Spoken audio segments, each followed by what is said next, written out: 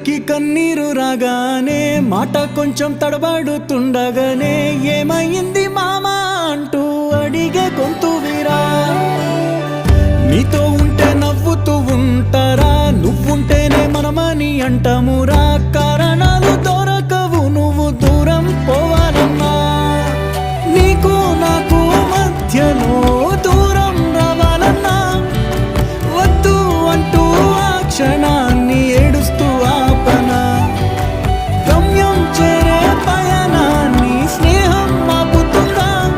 నీ మంచే కోరి పొమ్మనేంత ప్రేమే మాకు లేదా. అల్లుకున్న తీగతో కలుసుకున్న కులం, స్నేహమన్న మాటలో ముచ్చటైన ముకురం.